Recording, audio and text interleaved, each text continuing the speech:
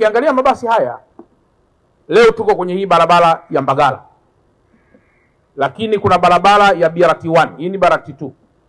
Barabara ya BRT1 inayotoka Gerezani na kwenda mpaka kule Kimara. Vituo vingi vya mwendokasi vimeharibiwa, lakini pia na barabara hii nayo vituo navyo vingi pia vimeharibiwa.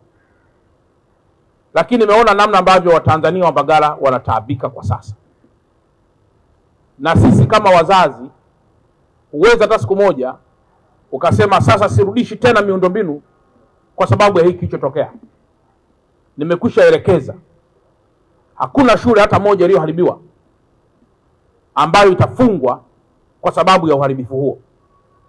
Pesa hiyo ya serikali inaendelea na ukarabati wa shule, ukarabati wa vituo vya afya na ukarabati wa miundombinu mingine ambayo inaweza kuwa ilipata madhara.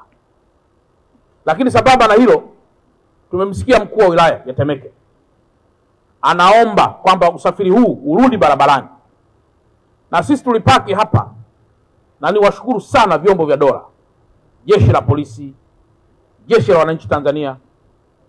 Mabasi kama haya mnayoyaona, yote haya mnayoyaona hapa, kama tungezembea mabasi haya yote yangeweza kuchoma moto, lakini pengine leo yangekuwa ni majuto ya kile ambacho tumekwisha kifanya. Kwa hiyo shukrani zangu za pekee sana kwa namna miundombinu hii ilivyolindwa.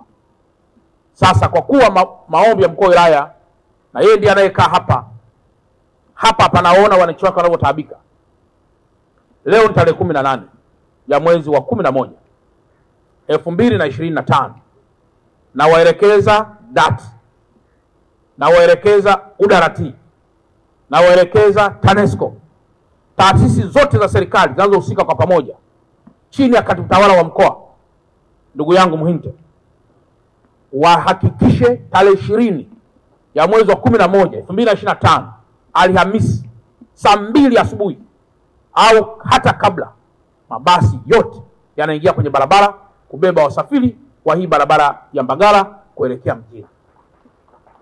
Lakini ile barabara inayotoka Mwenge, ile inayotoka Gerezani kwenda mpaka Kimara, ile na yenyewe tunaharakisha ili kuhakikisha kwamba inaanza kutoa huduma.